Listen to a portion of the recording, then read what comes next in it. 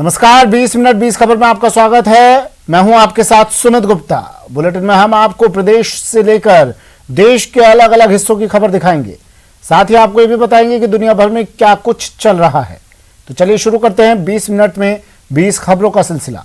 सबसे पहले खबर अपने प्रदेश राजस्थान की।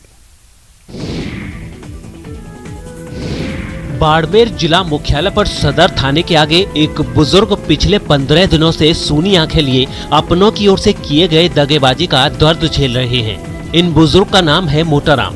बताया जा रहा है कि असहाय होने की वजह से मोटाराम अकेले अपने घर भी नहीं लौट सकते। दरअसल मोटाराम बीकानेर के रहने वाले हैं। पहले वो स्क्रैप का काम करते थे। उसी काम से उन्होंने अपने तीन बेटों को पाल पोष कर बड़ा किया, लेकिन जब वो निसहाय हो गए तो उनके बेटों ने श्रवण कुमार की तरह अपने पिता को धार्मिक यात्रा पर ले जाने का वादा किया। इस वादे पर मोटाराम अपने बेटों के साथ घर से निकल पड़े, लेकिन उनके बेटों ने उन्हें बाड़मेर लाकर छोड़ दिया। अब ना तो वापस बीकानेर लौटने की उनकी हिम्मत है और न घर लौटने का कोई मकसद। आसपास के लोग थोड़ी बहुत मदद कर देते हैं तो पेट भर जाता है, लेकिन वो दर्द नहीं भरता जो उन्हें उनके बेटों ने दिया है। मैंने कहा आपके कितने बेटे हैं, आप कहाँ से हो? बोला कि मेरे 3 बेटे हैं और कबाड़ी का काम करते हैं, मैं बीकानेर से हूँ। और मेरे को बोला कि मैं आपको घुमाने के लिए लेके जा रहा हूँ। तो यहाँ पे आके मेरे को पटक के चले गए। बूंदी से चौंकाने वाली कुछ तस्वीरें सामने आई हैं। वहां एक पिता पर होमवर्क नहीं करने पर अपने 8 साल के बेटे को उल्टा लटकाने का आरोप लगा है। ये घटना 2-3 दिन पहले की बताई जा रही है, जिसका वीडियो उस बच्चे की मां ने रिकॉर्ड कर लिया और अपने पति को ऐसा महसूस कराने की कोशिश की जैसे वो उसका साथ दे रही हो। शायद यही वजह रही कि उसने अपने पति को अपने बच्चे को उल्टा लटकाने की सजा देने दी और इस घटना की तस्वीरें उस महिला ने अपने फोन में रिकॉर्ड कर ली। जो वीडियो सामने आया है उसमें साफ दिखा कि आरोपी पिता ने अपने बेटे के पहले दोनों हाथों और पैरों को रस्सी से बांध दिया और फिर उसे रस्सी की मदद से ही उल्टा लटकाने लगा। वो बच्चा उसके साथ ऐसा ना करने की लगातार गुहार लगाता रहा, लेकिन उसके पिता पर इसका कोई असर होता नहीं दिखा। इस दौरान उस बच्चे की मां भी उन दोनों के आसपास मौजूद दिखी। जब इतने से भी आरोपी पिता का मन नहीं भरा तो वो बच्चे को मारने के लिए डंडा उठा लाया। गनीमत थी कि उसकी मां ने उसे ऐसा करने से रोक लिया। बताया गया है कि बाद में वो महिला बेटे को लेकर अपने भाई के पास चली गई। सिरोही का औद्योगिक क्षेत्र सारणेश्वर बदहाली के आंसू रो रहा है। हाल ये है कि औद्योगिक क्षेत्रों में ताले लग चुके हैं और कई अल्प विकसित हुए रिको इंडस्ट्रीज एरिया लगातार खाली हो रहे हैं। सारणेश्वर रिको एरिया के लोगों ने कई बार रिको कार्यालय में यहाँ की दुर्दशा की शिकायत भी की, लेकिन अभी तक किसी भी प्रकार की कोई राहत नहीं मिली। आपको बता दें कि सारणेश्वर रिको एरिया में ना तो स्ट्रीट लाइटें लगी हैं और ना ही सीसीटीवी कैमरे हैं। इसकी वजह से यहाँ आए दिन कोई न कोई घटना होती रहती है। हर साल कागजों पर रिको क्षेत्र के विकास की बात तो होती है, लेकिन असल में यहाँ क्या विकास हो रहा है इन तस्वीरों को देखकर आप अंदाजा लगा सकते हैं। दुर्दशा का शिकार हो रही कंपनियां बंद हो रही हैं और उनमें काम करने वाले लोगों को पलायन करना पड़ रहा है। सिरोही सारणेश्वर रिको के अंदर 175 प्लॉट है, लेकिन अगर इसका सर्वे किया जाए तो 70 भी यूनिट शुरू नहीं है, जबकि कागजों के अंदर सभी यूनिट चल रही है। तो मेरा तो जिला कलेक्टर महोदय से और रिको के चेयरमैन साहब और राजस्थान सरकार से यह अनुरोध है कि अपनी स्पेशल टीम यहाँ पर भेजें। कोटा में प्रदेश के सबसे बड़े बायोलॉजिकल पार्क बनाने के नाम पर बड़े बड़े वादे किए गए थे। इसका निर्माण काम धूमधाम से भी शुरू हुआ था, लेकिन अफसोस की बात यह है कि अभी तक इसके पहले चरण का काम भी पूरा नहीं हो पाया है। बायोलॉजिकल पार्क के अधिकारियों की लापरवाही की वजह से प्रदेश का ये सबसे बड़ा बायोलॉजिकल पार्क वीरान पड़ा है। ना तो यहाँ अभी तक वन्य जीवों की एंट्री हुई है और ना दूसरे चरण का काम शुरू हो पाया है।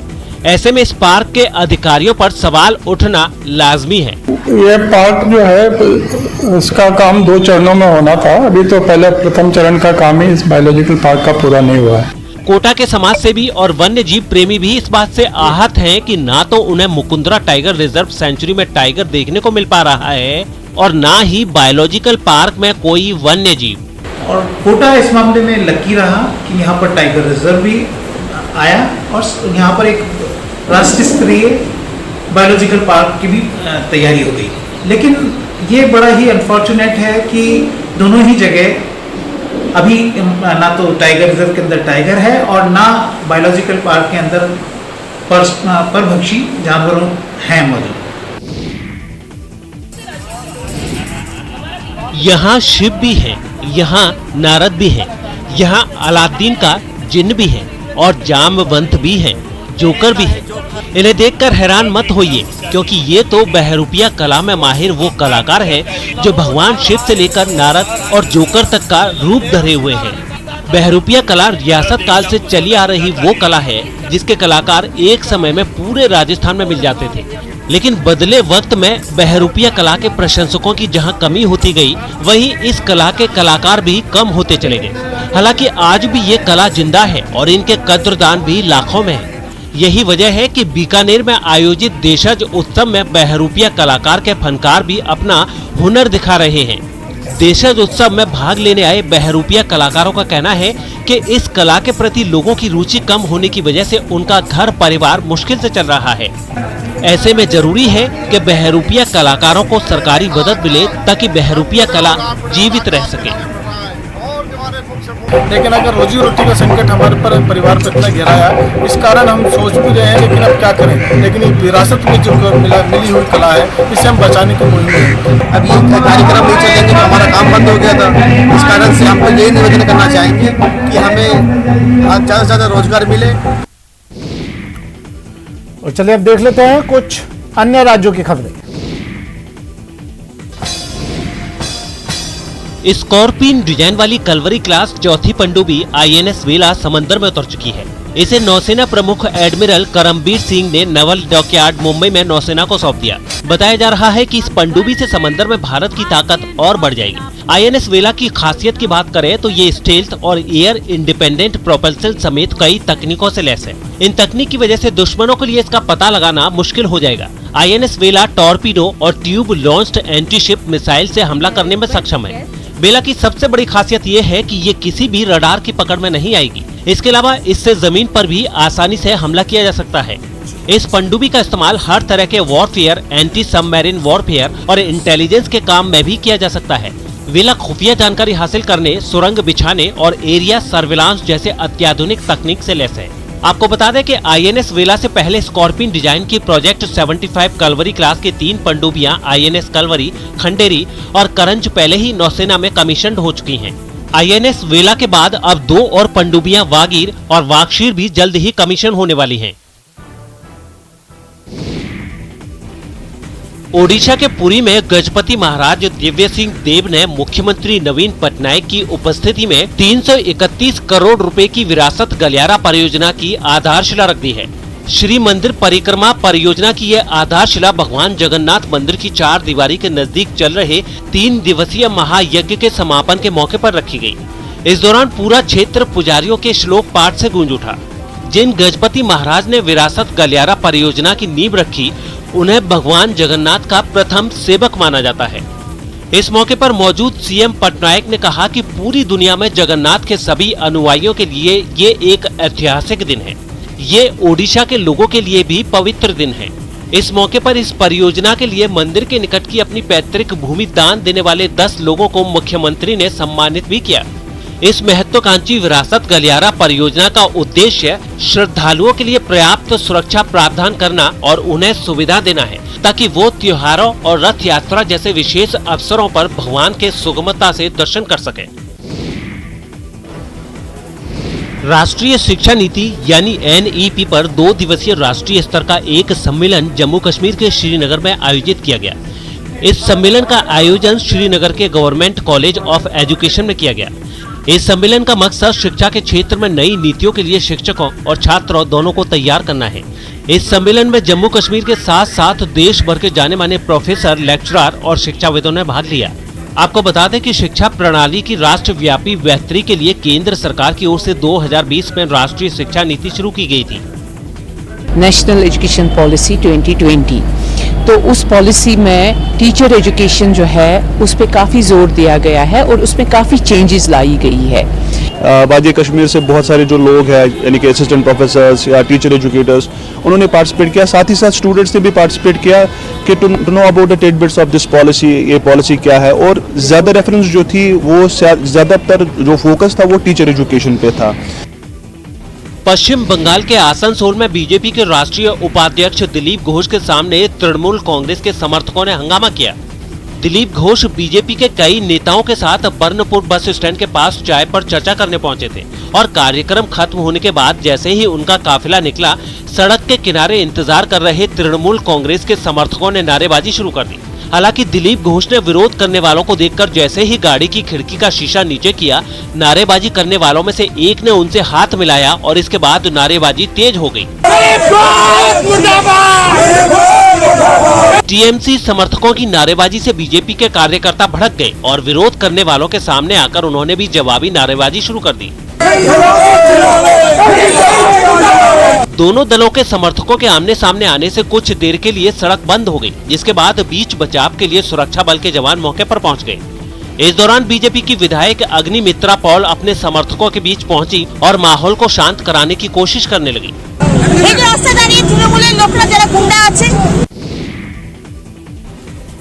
पश्चिम बंगाल के जलपाईगुड़ी से चौंकाने वाली कुछ तस्वीरें सामने आई हैं। वहां 17 साल के एक लड़के की भालू के हमले में मौत हो गई थी। लड़के की मौत से गुस्साए लोगों ने उस भालू को भी मार गिराया, जिसके हमले में लड़के की मौत हुई थी। बताया गया है कि वो लड़का चाय के बाग में भालू की फोटो खींचने गया था, जहां भालू ने उस पर हमला कर दिया और इसमें उसकी जान चली गई। इसके बाद वहां पहुंची वन विभाग की टीम ने भालू को पकड़ने के लिए फायरिंग भी की, जिसकी आवाज पूरे इलाके में गूंज उठी। जैसे ही इस हमले का पता वहां के लोगों को चला, वो वहां इकट्ठा हो गए। खबर है कि उन्होंने उस भालू की पीट कर जान ले ली। बताया गया है कि भालू ने बेरहमी से उस लड़के को मारा, जिसके शव को बाद में एम्बुलेंस के जरिए अस्पताल ले जाया गया। जिसको मार दिया उसका पूरा माथा खा दिया, उसका शरीर का मांस खा दिया। अच्छा, तब वहाँ का जनता पूरा गुस्सा होकर आक्रोश में आकर उसको मार दिया। भालू की सांसें थमने के बाद उसके शव को वन विभाग के कर्मचारी अपने साथ अपनी गाड़ी में ले गए। बिहार के सासाराम से हैरान करने वाली कुछ तस्वीरें सामने आई हैं। वहां डीएसपी कार्यालय के पास एक महिला ने पुलिस की गाड़ी को रोककर जमकर हंगामा किया।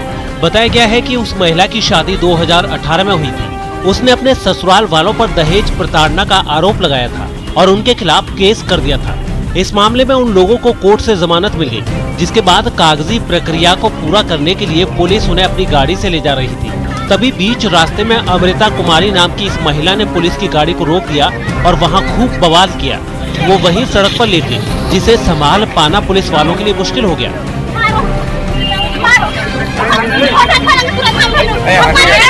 वो महिला यही नहीं रुकी, उसने पुलिस वालों के साथ धक्का मुक्की भी की। शोरगुल सुनकर वहां लोगों का जमावड़ा लग गया। बताया गया है कि करीब 1 घंटे तक उस महिला का हंगामा चलता रहा, जिसे बाद में जबरन पुलिस वालों को वहां से हटाना पड़ा।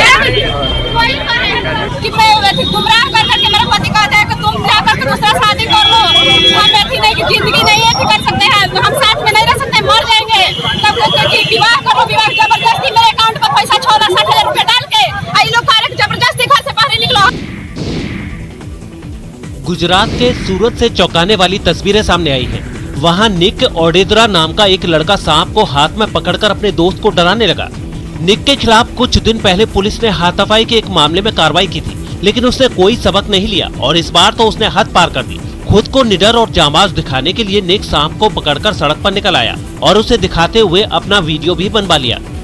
इससे भी उसका मन नहीं भरा तो वो सांप से उसने अपने एक दोस्त को डराने लगा। इसमें उसका साथ उसके 3 और दोस्त भी दे रहे थे। सांप को अपने इतने करीब देखकर लड़का इस कदर डर गया कि उसकी चीखें निकलने लगी।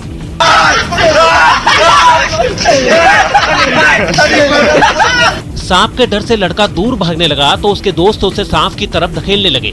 एक वक्त तो ऐसा आया जब सांप लड़के के बेहद करीब पहुंच गया। हालांकि कुछ देर बाद सभी वहां से भाग निकले। गनीमत रही कि इस खतरनाक खेल में सांप ने किसी पर हमला नहीं किया। उत्तर प्रदेश के कानपुर में समाजवादी पार्टी के एक कार्यकर्ता की पुलिस से हुई बहस का वीडियो वायरल होते ही सियासी पारा चढ़ गया। ये वीडियो 2 दिन पहले का बताया जा रहा है, जब सीएम योगी आदित्यनाथ भी कानपुर में ही थे। कहा जा रहा है कि वायरल वीडियो में पुलिस से बहस करते दिखे समाजवादी पार्टी के कार्यकर्ता उसी दौरान हिरासत में ले लिए गए थे। इस वीडियो में आप साफ देख सकते हैं कि समाजवादी पार्टी के कार्यकर्ता दरोगा पर इस कदर भड़के कि उसने तैश में आकर उसका बिल्ला नोचने की धमकी दे डाली।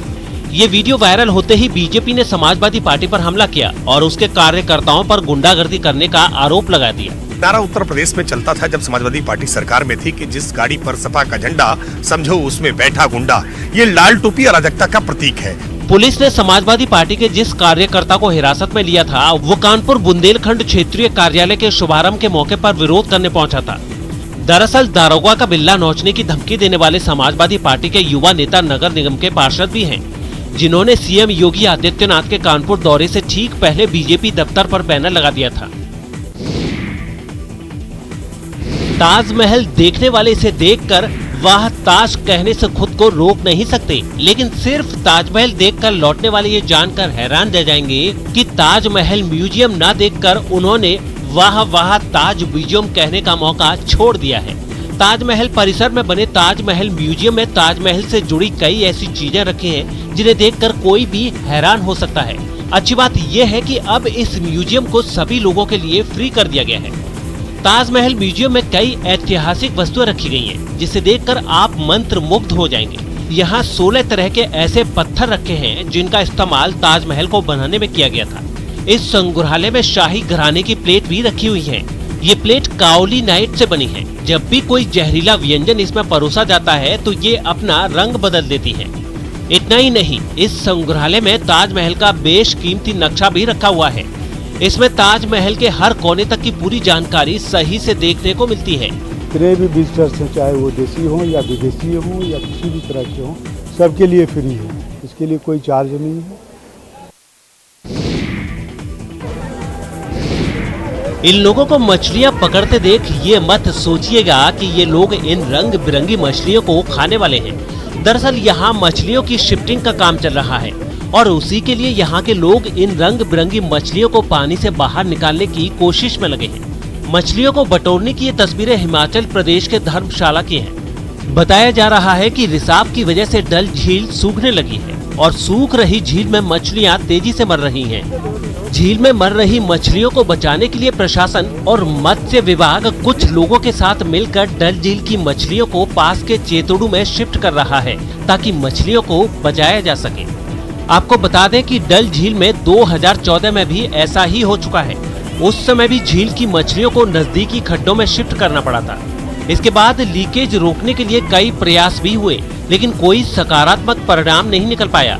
यही वजह है कि डल झील में रिसाव शुरू हो जाता है। इस बार लीकेज ज्यादा है, जिस वजह से पानी ना के बराबर रह गया है और मछलियां भी मरना शुरू हो गई हैं। कोरोना काल का प्रभाव कम होने के साथ ही पश्चिम बंगाल के सिलीगुड़ी में ग्रामीण उद्योगों ने फिर रफ्तार पकड़नी शुरू कर दी है। ग्रामीण उद्योगों में सबसे तेज रफ्तार पकड़ी है फूल झाड़ू बनाने वाले लघु उद्योगों ने। बताया जा रहा है कि कोरोना काल में जहां इसके निर्माण पर विपरीत असर पड़ा था, वहीं इसकी डिमांड में भी कमी आई थी। अब एक बार फिर जब इन झाड़ुओं की डिमांड बढ़ने लगी है तो इसे बनाने वालों के चेहरे पर भी अच्छी कमाई की उम्मीद नजर आने लगी है। पर 7 to 10 डेज के बाद जो झाड़ू का बिजनेस था वो बहुत ही अच्छा था। ओवरऑल बोला जाए तो जैसे हमारे देश में जैसे दीपावली के समय आते हैं जो सेल होते हैं, हम बोल सकते हैं उससे भी अच्छे सेल थे और अभी भी कंटिन्यू सेल है। मार्केट में प्राइस भी अभी अच्छा है और मार्जिन भी अभी ठीक ही है और डिमांड भी अभी बहुत अच्छा है। तो आपको बता दें कि सिलीगुड़ी में झाड़ू बनाने का कारोबार सालों पुराना है और यहाँ के झाड़ुओं की आसपास के इलाकों के साथ साथ कोलकाता तक में भी भारी डिमांड है। ओडिशा में पुरी के समुद्र तट पर यह विशालकाय कछुआ जिसने भी देखा वो देखता ही रह गया। भले ही ये असली ना हो, लेकिन इसे बनाने वाले ने इसे इस कदर सजाया है कि यकीन करना मुश्किल हो जाता है कि ये बेजान है और प्लास्टिक वेस्ट से इसे बनाया गया है। दिल्ली के रहने वाले मानवीर सिंह प्लास्टिक कचरे से एक से बढ़कर एक कलाकृतियां बनाते रहते हैं और इस बार उन्होंने ओडिशा के पुरी में विशालकाय कछुआ बनाकर लोगों को प्लास्टिक का इस्तेमाल बंद करने का संदेश दिया। आपको बता दें कि मानवीर सिंह लोगों के घर घर जाकर प्लास्टिक कचरा जमा करते हैं और फिर उससे कलाकृतियां बनाते हैं। पिछले कुछ सालों में मानवीर सिंह ने सैकड़ों किलो प्लास्टिक कचरे को लैंडफिल साइटों पर डंप होने से रोका है और उससे खूबसूरत कलाकृतियां बनाई हैं। मैंने यहाँ पूरी में एक इंस्टॉलेशन किया है जो कि मोर देन 15 फीट है और इसमें मैं जो मेरा जो शेप है, जो ड्राइंग है, मैंने ऑलिव रिडली जो टर्टल को हाईलाइट कर रहा हूँ मैं। स्पेन के कादिज से चौंकाने वाली कुछ तस्वीरें सामने आई हैं। वहां मेटल सेक्टर में काम करने वाले कर्मचारियों के समर्थन में सड़क पर उतरे प्रदर्शनकारी पुलिस से ही भिड़ गए। एक हफ्ते से ज्यादा का वक्त हो चुका है और मेटल कर्मचारी अब भी हड़ताल पर हैं। इन कर्मचारियों की मांग है कि उनका वेतन बढ़ाया जाए। इन लोगों के समर्थन में कई लोग कादिज की सड़कों पर उतर आए और हंगामा करने लगे। हंगामा कर रहे प्रदर्शनकारियों को पुलिस ने जब रोकने की कोशिश की तो उन्होंने पुलिस वालों पर बोतलें फेंकनी शुरू कर दी। इसके जवाब में पुलिस वालों ने प्रदर्शनकारियों को तितर बितर करने के लिए हवा में फायरिंग की, जिसका असर ये हुआ कि कुछ लोग तो इधर उधर भागने लगे, लेकिन कुछ अपनी मांग पर अड़े रहे। वो हाथ ऊपर करके पुलिस का सामना करने को तैयार दिखे, लेकिन पुलिस भी पीछे नहीं हटी और हवा में फायरिंग करती रही। जब इससे भी बात नहीं बनी तो पुलिस वालों ने सड़क पर धुआं उड़ाना शुरू कर दिया ताकि प्रदर्शनकारी उन्हें देख नहीं पाए और उनकी तरफ बोतलें ना फेंक सकें। वहां से जो तस्वीरें सामने आई उनमें इस झड़प के दौरान पुलिस वाले सड़क पर रखे एक कूड़ेदान को दूसरी जगह शिफ्ट करते भी दिखाई दिए। ऑस्ट्रेलिया के न्यू साउथ वेल्स से चौंकाने वाली तस्वीरें सामने आई। वहां बिजली पैदा करने वाले एक पावर प्लांट को विस्फोटक लगाकर चंद सेकंड में उड़ा दिया गया।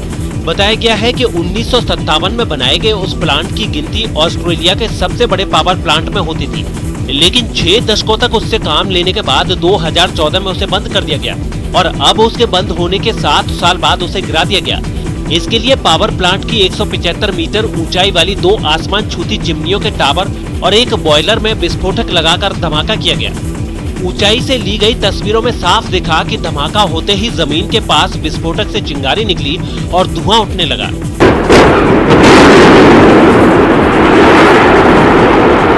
धमाके के साथ ही बॉयलर वाली इमारत और दोनों ऊंचे ऊंचे टावर गिरने शुरू हुए। इस दौरान दोनों टावर बीच में से टूट गए और वो 2 टुकड़ों में धराशायी हो गए। चिमनियों के टावर और बॉयलर की इमारत गिरते ही वहां धूल का ऐसा गुबार उठा कि कुछ देर के लिए वहां कुछ दिखाई देना ही बंद हो गया। धमाके से पहले पूरे इलाके को खाली करा लिया गया था। जर्मनी के फ्रैंकफर्ट से रोंगटे खड़े कर देने वाला वीडियो सामने आया है, जिसमें फ्रांस के स्पाइडरमैन के नाम से मशहूर एक स्टंटमैन ने अपने साथी के साथ करीब 500 फीट ऊंची बिल्डिंग पर चढ़ाई कर डाली। बताया गया है कि उन्होंने क्लाइमेट चेंज जैसे गंभीर मुद्दे पर लोगों को जागरूक करने के लिए ये कदम उठाया और अपने साथी स्टंटमैन के साथ एक बहुमंजिला इमारत पर चढ़ाई शुरू कर दी।